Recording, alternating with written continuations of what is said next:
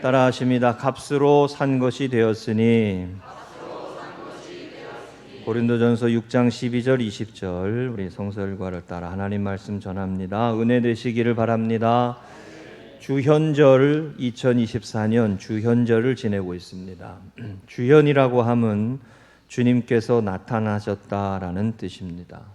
우리의 눈으로 볼 수 있는 형상으로 우리 앞에 오신 하나님, 그래서 주님이 나타나셨다, 성육신 주님이 나타나심을 고백하고 기억하는 절기입니다.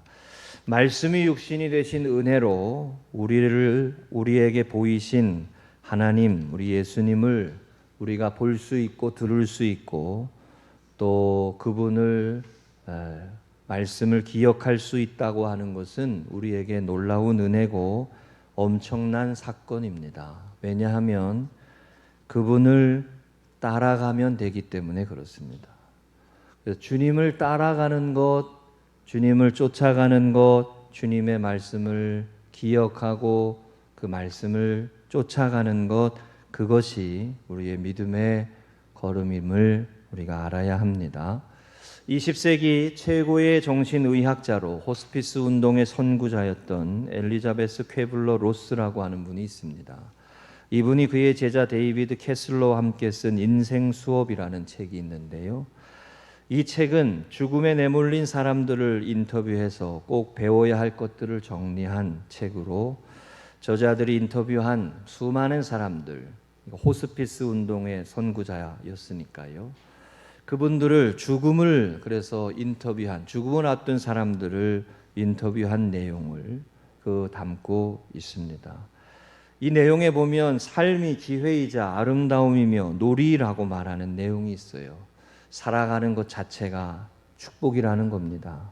사는 것 자체가 축복이다. 여러분, 2024년을 하나님께서 우리에게 허락하셨습니다. 은혜인 줄로 믿습니다. 하나님 우리에게 올 한 해를 허락해 주신 거예요. 한 해 하루하루가 하나님의 선물입니다. 그러니까 이분이 이 책에서 마지막에 12장쯤에 이 책의 마지막쯤에 보니까 책의 한 챕터의 제목이 이래요. 살고 사랑하고 웃으라. L로 시작해요. 영어로 다. 살고 사랑하고 웃으라. 그리고 이 책을 번역한 류시화 시인이라고 하는 분은 거기에 이 책의 내용이 배우라라고 하는 것도 더 있다. 제목이 인생 수업이니까. 인생은 평생을 살아가는 삶, 배우는 삶이다라는 의미를 담고 있어요. 그런데 이 네 가지의 말이 중요하다는 거예요. 계속 배워가야 하고 웃으며 살아야 하고 사는 것 자체가 의미가 있다. 죽음을 앞에 놓은 사람들에게는 이 의미가 너무나 귀했다라고 하는 말이죠. 한 번 더 따라 해보시죠. 살고 사랑하고 웃고 배우라. 여러분 2023년 많이 웃으시기 바랍니다. 교회 오셔서 인상 쓰고 계시지 말고 많이 웃으시고, 그리고 인생의 의미 중에 하나 열심히 배워야 한다는 거예요. 평생 배우는 거잖아요. 그러니까 죽음을 앞둔 인터뷰를 하는 이 내용의 의미가 참 귀한 의미가 있습니다. 그리고 이 책의 내용 중에 이런 게 있어요. 마지막 순간에 간절히 원하게 될 것, 그것을 지금 하라. 마지막 순간에 간절히 원하게 될 것, 그것을 미루지 말고 지금 하라. 버킷리스트죠, 버킷리스트. 여러분, 이 책의 내용은 이렇게 말하고 있지만요, 어떻게 살아야 할까? 이 책의 내용이 그런 거죠. 죽음을 앞둔 사람들을 인터뷰하면서 그분들의 후회와 또 아쉬움과 이런 것들을 담아내면서 어떻게 살아가는 것이 아름다운 삶이고, 어떻게 살아가는 것이 복 있는 삶이고, 어떻게 살아가는 것이 한계가 있는 내 인생을 잘 사는 것인가 라고 하는 그 질문에 대답을 찾는 거죠. 이 책의 내용이, 인생 수업이라고 하는 이 책의 내용이 어떻게 살아가는 것이 복 있는 삶인가, 어떻게 살아가는 것이 영생의 삶인가. 예수님이 이 질문에 대한 대답을 이렇게 하시는 거예요. 우리가 잘 아시는 말씀 요한복음 14장 6절이에요. 예수께서 이르시되 내가 곧 길이요 진리요 생명이니 나로 말미암지 않고는 아버지께로 올 자가 없느니라. 아멘. 예수님이 이렇게 대답해 주시는 거예요. 주님, 랍비여, 어떻게 사는 것이 잘 사는 것입니까? 내가 구약의 계명을 다 지켰습니다. 어떻게 사는 것이 잘 사는 것입니까? 라고, 영생이 어디에 있습니까? 충만한 삶이 어디에 있습니까? 복 있는 삶이 어디에 있습니까? 라고 하는 그 질문에 대한 대답이 예수님인 거예요. 내가 곧 길이요 진리요 생명이니 나로 말미암지 않고는 아버지께로 올 자가 없느니라.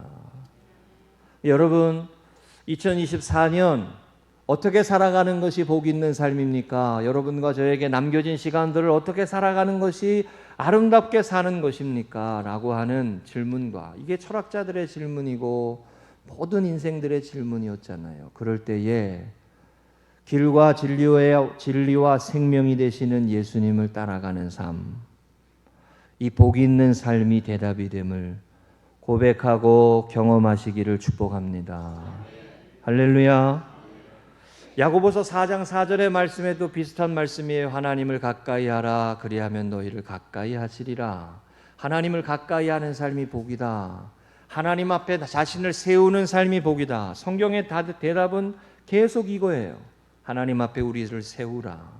우리의 죄와 우리의 허물 많은 모습을 하나님 앞에 보이고 대속의 은혜를 구하고 십자가의 은혜로 거듭난 삶을 살고. 여러분, 어떻게 하는 게 하나님께 가까이 가는 걸까요? 하나님의 일을 하는 거예요.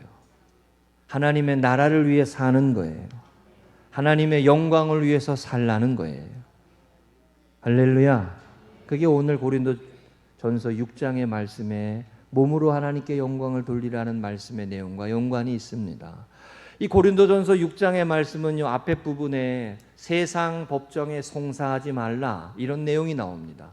이 내용이 무슨 말이냐면, 하나님 앞에 거룩하게 구별되어지고 성별된 교회가, 성도들 간에 갈등이 있고 문제가 있고 아픔이 있고 어려움이 있다고 하나님을 알지 못하는 세상 법정에 가서 시비를 가려달라고 말할 정도로 너네 스스로 분별력이 없느냐? 너네 스스로 그 일을 시비를 가리지 못하느냐? 어느 것이 하나님 앞에 바른 것인지를 알지 못하겠느냐라고 어떤 면에서는 질책어린 말씀을 하시는 거예요. 부끄러운 줄도 모른다. 거룩한 하나님의 백성들이 세상에 나아가서 세상 사람들에게 시비를 가려달라고 말해야 되느냐? 그 말씀에 이어지는 내용이 이 본문의 말씀이에요. 그러면서 한 번 더 따라 하십니다. 몸으로 하나님께 영광을 돌리라. 할렐루야. 예, 제가 전에도 한번 이 말씀을 붙들고 말씀 나눌 때 이렇게 표현했어요. 몸뚱아리로 하나님께 영광을 돌리라. 이 육신으로, 손과 팔로, 우리의 몸으로. 여러분, 2024년 몸으로, 삶으로, 행동으로 하나님께 영광 돌리시기를 축복합니다. 세 가지 말씀 나눕니다. 첫째, 따라 하십니다. 모든 것이 유익한 것이 아니요 영적 분별력은 성숙함입니다. 성숙함에 대한 말씀이 있을 때 이 분별력이라는 게 중요합니다. 영적 분별력. 이게 12절의 말씀이에요. 모든 것이 내게 가하다. 하나님은 우리에게 모든 것을 할 수 있는 자유를 주셨어요. 하나님 우리를 로봇으로 창조하시지 않았어요. 우리에게 인격을 주시고 자유의지를 주셨어요. 심지어 선악과를 범할 수 있는 자유까지도 우리에게 허락하셨어요. 그렇죠? 예, 그러시면서 우리의 마음과 우리의 중심과 우리의 정성을 다하여 하나님을 사랑하라라고 말씀하셨어요. 이것도 할 수 있고 저것도 할 수 있지만, 그러나 하나님이 원하시고 기뻐하시는 것을 믿음으로 선택하는 삶을 살아라 라고 가르치신 겁니다. 이게 분별력을 가지고 살아가는 거죠. 그런 의미에서 보면 믿음은 분별력인 거예요. 성숙한 그리스도인들은 분별력이 있는 사람들인 거예요. 똑같은 길을, 똑같은 시간을, 똑같은 삶의 자리를 살아갑니다. 똑같은 시대를 살아갑니다. 그런데 어떤 사람은 더 은혜 충만하고 어떤 사람은 하나님의 더 큰 축복을 받기도 하고, 그 많은 이유가 있겠지만 차이 중에 하나는 분별력이 있어요. 영적인 분별력. 오늘 읽은 말씀 바로 앞에 9절 10절에 보면 이런 말씀이 있습니다. 불의한 자가 하나님의 나라를 유업으로 받지 못할 줄을 알지 못하느냐. 미혹을 받지 말라. 음행하는 자, 우상 숭배하는 자, 간음하는 자, 탐색하는 자, 남색하는 자, 탐욕을 부리는 자, 술 취하는 자, 모욕하는 자, 속여 빼앗는 자들은 하나님의 나라를 유업으로 받지 못하리라. 한 번만 더 따라 하시세요. 하나님의 나라를 유업으로 받지 못하리라. 하나님의 나라를 유업으로 받지 못한다라는 저는 이 말씀이 그렇게 귀하게 다가와요. 하나님이 원하시는 것을 이루어가지 못할 때, 내 멋대로 내 소견에 오른 대로 살아갈 때 하나님의 나라가 임하지 않는다는 거예요.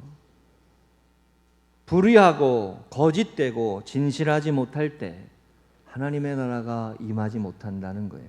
특별히 여기 유업이라는 표현을 늘 묵상할 때 저는 이런 묵상이 돼요. 유업이라는 게 주어지는 거지 획득하는 게 아니에요.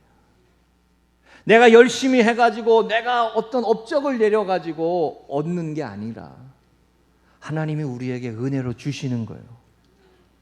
하나님의 나라예요. 하나님의 말씀대로 살고 하나님의 인도하심대로 살고, 물론 내가 원하고 하고 싶은 버킷리스트가 너무 많죠. 내 인생에 수많이 내가 하고 싶은 거 많아요. 그러나 그 많은 것을 다 하고 싶은 말 다 하고 그게 아니고 하나님이 원하시고 기뻐하시는 것을 믿음으로 선택하는 거죠. 이게 영적인 분별력이죠. 오늘도 주일 아침에 교회에 나오면서 하나님 앞에 오늘도 예배자로 서야지. 이것도 선택 아니에요? 네? 오늘도 내가 하나님 앞에 믿음으로 살아야지. 자, 보세요. 불의한 자는 하나님의 나라를 유업으로 얻을 수 없다. 유업으로 받을 수 없다. 이면서 이 말씀하시는 거예요. 어떻게 거룩한 교회가 분별력을 잃어버리고 세상의 법정에 하나님을 알지 못하는 세상 사람들이 시비를 가리는데 거기에 가가지고 머리를 조아리며 이것에 대한 시비를 가려라, 우리를 판단해달라고 말하냐 이거죠. 물을 사람이 없어서 거기에 가서 묻냐 이거예요. 이 부끄러운 모습이죠. 오늘날 교회가 이런 모습이 있어요 없어요?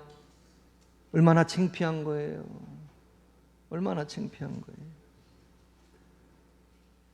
자, 여러분 여쭤보겠습니다. 제가 이렇게 한번 여쭤볼게요. 하고 싶은 거 다 하면서 예수님을 따라갈 수 있을까요? 에? 하고 싶은 거 다 하면서 예수님을 따라갈 수 있을까요? 우리 신년 특별 새벽 기도에 표 계속 걸어놨어요.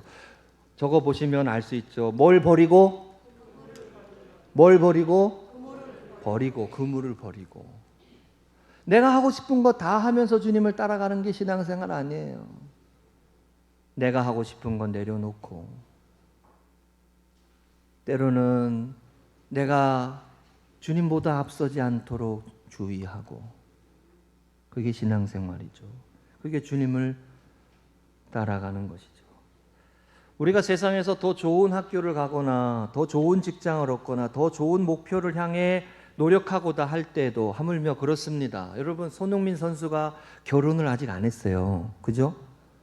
손흥민 선수가 32인가 그래요. 올해 우리나라의 최고의 신랑감이요. 그렇지 않나요? 지금 현재 그렇지 않나요? 별로 뭐 그러신 것 같아. 근데 결혼을 안 시켜요. 그 아버지 손정훈 감독이라는 분이 결혼을 안 시키는 이유를 어디에서 얘기를 했어요. 폼이 떨어진다 이거야. 결혼시키면. 월드클래스 최고의 선수의 선수 생활을 더 오래 시키기 위해서 결혼도 안 시켜. 나는 손흥민 선수는 연애하고 싶을 거라고 생각돼. 그렇지 않을까요? 그도 남자인데 참는 거죠. 하나의 목표를 위해서. 김연아 선수가 22인가 3인가에 2011년인가요? 10년인가 밴쿠버 올림픽에서 금메달을 땄잖아요. 저는 그때 그 장면 아직도 기억해요. 너무 좋아가지고. 제가 그때 중앙대학교 병원에 신방을 가러 엘리베이터를 타고 올라가는 중간에 하고 있었어. 나 그거 보고 싶었는데 그거를 신방 가느라고. 그래서 병원 로비에서 그걸 봤어요. 이렇게. 얼마나 잘했어요. 얼마나 잘했어요. 근데 그 김연아 선수의 이야기 스토리를 들어보면 하루 종일 아이스링크에 있는 거예요. 친구들이랑 떡볶이 먹으러 가고 싶지 않겠냐고요. 어린 소녀가 제잘거리고 떠들고 싶지 않겠냐고요. 그거 다 놓고 하나의 목표를 위해서 그걸 한 거죠. 사도 바울은 우리의 신앙생활을 믿음의 경주라고 비유하면서 이 경주를 하나님의 거룩한 목표, 표대를 놓고 쫓아가는 삶이라고 말씀했어요. 그게 디모데후서 2장 5절 6절에 경기하는 자가 법대로 경기하지 아니하면 승리자의 관을 얻지 못할 것이며 수고하는 농부가 곡식을 먼저 받는 것이 마땅하니라. 아멘. 이게 절제를 말하는 거죠. 참고 인내하고 주님을 따라가는 삶을 말하는 거죠. 우리가 잠언의 말씀에서도 지혜의 말씀을 읽으면서도 절제와 인내와 그 말씀을 계속 읽었습니다. 여러분 2024년 영적인 분별력을 가지고 몸으로 하나님께 영광을 돌리시기를 축복합니다. 두 번째입니다. 따라하십니다. 그리스도의 지체인 줄을 알지 못하느냐. 한번 더. 우리는 주님께 속한 자입니다. 15절에 너희 몸이 그리스도의 지체인 줄을 알지 못하느냐. 내가 너희 그리스도의 지체를 가지고 창녀의 지체를 만들겠느냐. 결코 그럴 수 없느니라 했습니다. 여러분 예배에는 몸의 예배가 있습니다. 몸의 예배. 몸으로 드리는 예배. 이 장소를 구별하는 거 이게 작은 것 같지만 결코 작지 않아요. 쉽게 말해서 공부를 한다고 할 때도요, 집에서 할 때 잘 안 되는데 독서실 가서 하면 잘 돼요. 왜 이 말이 공감이 안 되냐고. 예? 그렇잖아요? 어떤 일을 할 때 특별한 장소가 있어. 특별한 장소가. 그렇죠? 집은 일상적인 생활을 하고 이런 공간이고 우리의 몸을 하나님 앞에 구별하고 드리는 거. 이 부분이 있어요. 몸의 예배. 로마서 12장 1절에 그러므로 형제들아 내가 하나님의 모든 자비하심으로 너희를 권하노니 너희 몸을 하나님이 기뻐하시는 거룩한 산 제물로 드리라. 이는 너희가 드릴 영적 예배니라. 아멘. 너희 몸을 하나님이 기뻐하시는 거룩한 산 제물로 드리라. 이것이 영적 예배다. 이것도 귀한 예배다. 이것도 하나님이 기뻐 받으시는 예배라는 거예요. 섬김호 헌신할 때 빼지 말고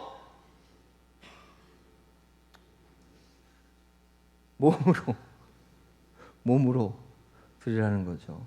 이게 영적인 예배예요. 거룩한 삶, 하나님의 전에 나와가지고 그 시간만 하나님 앞에 드리는 게 아니라는 거예요. 우리의 일상을 살면서 우리의 몸으로 이 삶으로 하나님이 원하시고 기뻐하시는 말씀에 내 삶을 맞춰가기 위하여 기도하고 말씀에 순종하며 가는 거죠. 이것이 영적인 싸움이 있다는 말씀을 제가 계속 드립니다. 하나님이 원하시는 가치가 있고 내가 원하고 바라는 게 충돌이 되는데 나의 것을 내려놓고 하나님이 원하시는 것을 이루어가기 위해 순종하고 주님 순종하게 해주세요. 주님 하나님 원하시는 것 따라가게 해주세요. 할렐루야. 그래서 순종이 제사보다 낫다고 말씀하시는 거예요. 히브리서 마지막 13장에는 하나님이 기뻐하시는 제사를 이렇게 말씀했습니다. 오직 선을 행함과 서로 나누어 주기를 잊지 말라. 하나님은 이 같은 제사를 기뻐하시느니라. 하나님은 이 같은 제사를 기뻐하신다.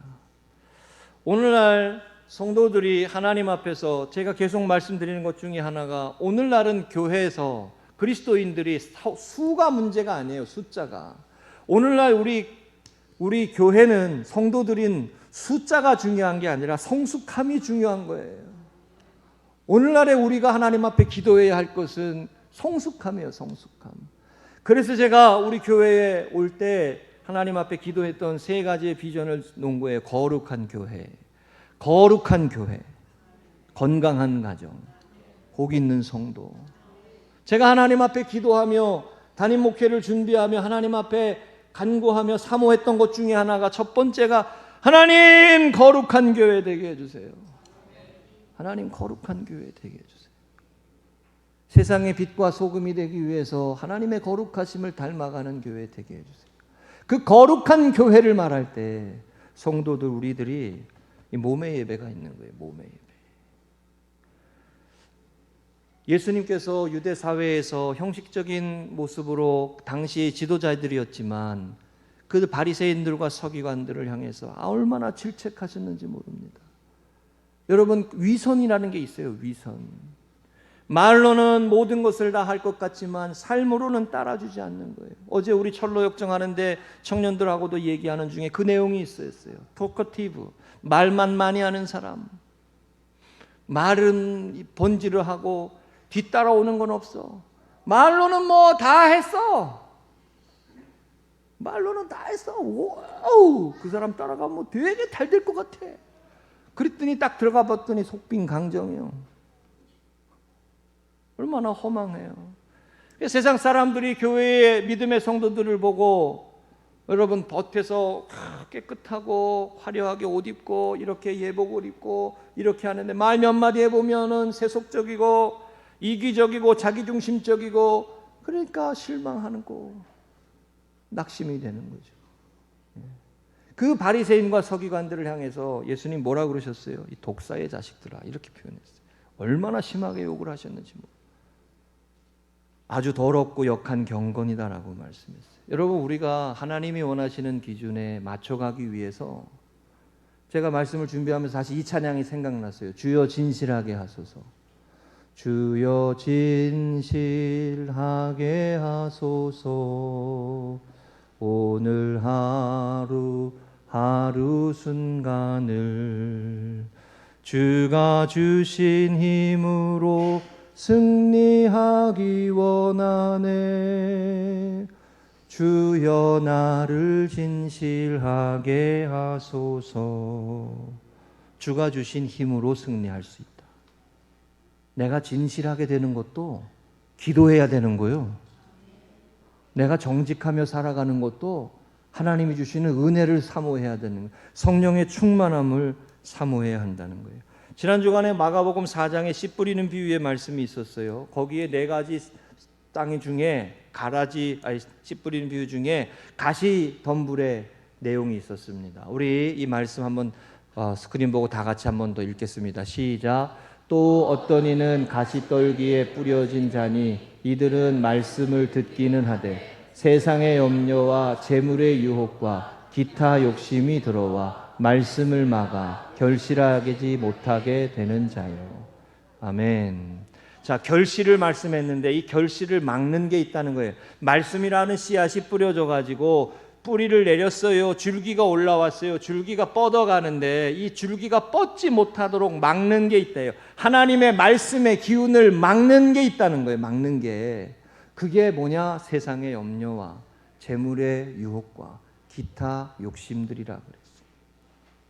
세상의 염려, 두려움, 불안, 그리고 재물의 유혹, 그리고 기타 욕심이 들어와서 그 기운을 막는다는 거예요. 여러분 올 한 해는 하나님의 말씀의 기운이 쫙 퍼져가지고 깜짝 놀랐죠? 하나님의 말씀의 기운이 쫙 퍼져가지고 할렐루야! 하나님의 말씀에 사로잡혀서 말씀에 순종하며 열매 맺으시기를 축복합니다. 복음의 열매를 맺는 교회, 복음의 열매를 맺는 교회, 하나님의 자녀로 살아가는 복 있는 성도에는 반드시 열매가 있어야 돼요. 있을 수밖에 없어요. 그 말씀의 열매가 맺어지는 한 해가 되시기를 축복합니다. 지난 주간에 마가복음 4장 30절 41절에 오늘의 기도에 이 기도가 있었어요. 오늘의 기도 한번 다 같이 읽어보겠습니다. 시작. 주님, 믿음이 없어서 작은 시련에도 두려워하며 떠는 저를 긍휼히 여겨 주소서. 제게 믿음을 더해 주시고 저를 통해 놀라운 하나님 나라를 이루어 가실 주님을 기대하게 하소서. 숨막히는 광풍이 불고 거센 파도가 밀려와도 주님이 함께 하시는 제 인생은 평안함을 선포합니다. 아멘. 할렐루야. 숨막히는 광풍이 불고 거센 파도가 밀려와도 주님이 함께 하시는 제 인생은 평안함을 선포합니다. 바람과 파도와 풍랑을 잔잔케 하시는 주님을 내 인생의 배에 모셔다 드리고 두려워하지 말고 걱정하지 말고 하나님께서 인도해 주시는 대로 이끄심을 따라 하나님이 주시는 평안을 잃어버리지 않고 말씀의 기운이 뻗어가서 꼭 열매를 맺어가는 하나님의 사람들이 되시기를 축복합니다. 이렇게 주님께 속한 자라는 거예요. 주님 안에 거하는 자라는 거예요. 그 주님 안에 거하는 자가 어찌 세상에 다른 것에 이 지체를 섞을 수가 있느냐? 어떻게 다른 것에 창녀의 지체와 섞을 수가 있느냐? 이 말씀을 하시는 거죠. 몸으로 우리의 육신을 하나님 앞에 거룩하게 영광을 돌리는 삶을 살아갈 수 있으려면 어떻게 이렇게 할 수 있느냐는 거예요. 요한복음 15장 16절 말씀입니다. 너희가 나를 택한 것이 아니요 내가 너희를 택하여 세웠나니 이는 너희로 가서 열매를 맺게 하고 또 너희 열매가 항상 있게 하여 내 이름으로 아버지께 무엇을 구하든지 다 받게 하려 함이라. 여러분, 하나님께 속해 있어야 열매가 있어요. 이게 요한복음 15장의 말씀이잖아요. 주님께 속해 있어야 복음의 열매가 맺는 거예요. 주님 안에 거해. 그러면 무엇이든지 구하라. 그래야 하면 거두리라. 하나님의 나라, 하나님께서 우리 가정과 우리 성도님들의 삶에 이와 같은 열매를 맺어 가실 수 있도록 주님께 속한 자로, 그리스도의 지체인 줄 알지 못하느냐? 주님께 속한 자로 살아갈 수 있도록 영적인 싸움에 승리하며 걸어가는 믿음의 생활 되시기를 축복합니다. 세 번째입니다. 따라하십니다. 값으로 산 것이 되었으니 우리는 피로 값주신 삶입니다. 20절입니다. 값으로 산 것이 되었으니 그런즉 너희 몸을 하나님께 영광을 돌리라. 여러분, 교회를 하고 하는 교회를 표현할 때 이런 말 하잖아요. 피로 값주신 교회. 피로 값을 치르고 세우신 교회. 성도들 한 사람 한 사람도 예수 그리스도의 그 십자가의 보혈과 피를 통하여, 구속의 은혜를 통하여 피로 값을 치르신 성도예요. 한 사람 한 사람이 하나님이 구원받은 자녀로 한 분 한 분을 예수 그리스도의 피로 값을 치르시고 사신과 된 사람들이라는 거예요. 예수님의 피로 값을 치렀어요. 우리의 입장에서는 가만히 있었는데 하나님이 다 하셨다라고 해서 은혜지만 하나님의 입장에서는 가장 귀하고 귀한 주님을, 아들을 피로 값을 치르신 것이죠. 자, 여러분, 어머니가 자녀를 낳기 위해서, 아이를 낳기 위해서 제가 보니까 살을 찢어야 되더라고요. 아이를 낳을 때 보니까 살을 찢어야 돼. 그냥 숨풍숨풍 다 낳는 게 아니더만, 애가 그냥 튀어나오는 게 아니요. 엄마의 살이 찢어져야지 나와. 그렇죠? 제가 전에도 말씀드렸지만 우리 성현이가 나올 때 제가 잠깐 밥을 먹으러 갔다 온 사이에 그때 애가 나와가지고 간호사한테 신촌 세브란스에서 얼마나 꾸중을 들었는지 몰라요. 어떻게 그럴 수가 있냐고. 너무 배가 고파가지고 기다리다가 잠깐 갔다 온 고세에 성현이가 나왔네. 저 방송실에 있는 저놈이 나왔어요. 고세. 아이고, 내 얼마나 그냥 지금까지도 평생 들어야 될 말이에요. 평생. 그죠? 엄마는 살을 찢어야 아이가 나와요. 피를 흘려야 나와요. 예수님께서 우리를 구원하시기 위해서 흘리신 그 희생과 사랑과 그 피 흘림의 역사를 가벼이 여기는 사람은 은혜를 가벼이 여기는 겁니다. 올 한 해 여러분, 은혜를 가벼이 여기지 않는 우리 교회 되시고 하나님의 은혜를 귀하게 여기는 성도님들 되시고 우리를 위해 피로 값주고 사신 하나님의 그 놀라운 은혜와 대속의 사랑을 날마다 기억하고 날마다 찬양하고 날마다 고백하고 날마다 감사하시기를 축복합니다. 그 은혜, 그 사랑을 날마다 고백해야 돼요. 나는 세상 사람들이 보기에 별 볼 일 없는 사람이다 라고 여겨질 순간에도 하나님은 우리를 그렇게 말씀하시지 않아요. 너는 예수 그리스도의 피로 값을 치르고 사신 보배로운 존재라고, 귀한 하나님의 자녀라고, 내가 너 한 사람, 우리 한 사람 한 사람을 구속하시고 구원하시기 위해서 내 아들을 십자가에서 죽이고 피를 흘리게 하셨다고. 여러분, 우리가 그 은혜, 그 사랑을 기억해야 합니다. 우리가 한 번 더 이 말씀을 함께 생각해 볼게요. 요한복음 12장 7절 8절에 예수님께 옥합에 깨어서 예수님께 부었던 이 마리아의 헌신이 있잖아요. 예수께서 이르시되 그를 가만두어라. 나의 장래할 날을 위하여 그것을 간직하게 하라. 가난한 자들은 항상 너희와 함께 있거니와 나는 항상 있지 아니하리라 하시니라. 어느 본문에는 막달라 마리아라고 나오잖아요. 7 귀신 들렸다가 치유받아가지고 그렇게 그 은혜와 사랑에 감사해서 예수님께 한 노동자의 1년 월급에 해당하는 300데나리오나 되는 그 연봉의 가치가 되는 향유를 주님께 부었습니다. 그럴 때 그 계산이 빠졌던 가룟 유다는 그거를 꾸짖었어요. 그거를 가지고 가난한 사람들에게 나누어주면 얼마나 유익하겠느냐. 맞아요, 틀려요? 예? 계산적으로 보면 맞잖아요. 300데나리온이 되는 연봉에 해당하는 그 귀한 가치를, 그거를 왜 그냥 쏟아부느냐고 이 바보 멍청이야 이러는 거 아니에요. 세상적인 가치관과 계산이 있는 사람, 계산적으로 보면 그 감사의 고백이 이해가 안 되는 거예요. 그 사랑과 은혜에 감격하는 고백이 이해가 안 되는 거예요. 그냥 돈만 생각나는 거예요. 돈만. 이 돈만.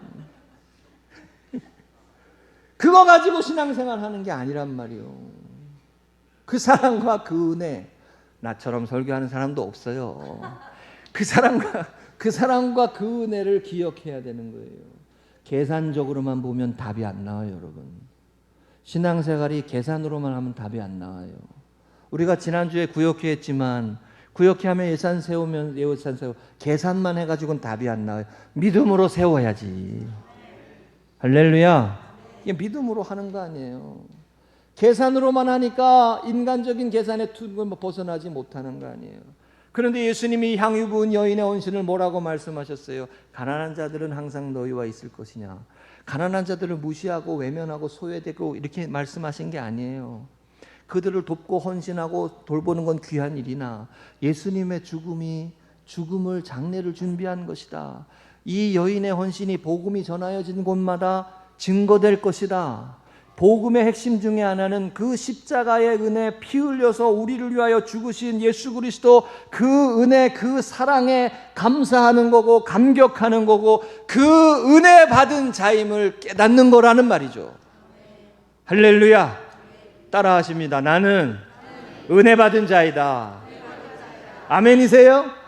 나는 은혜 받은 자이다 말이죠. 세상 사람들이 말이에요, 나사렛에서 무슨 선한 것이 나겠냐 이렇게 조롱하고 외면한다 그래도 아니요, 그건 세상의 소리지.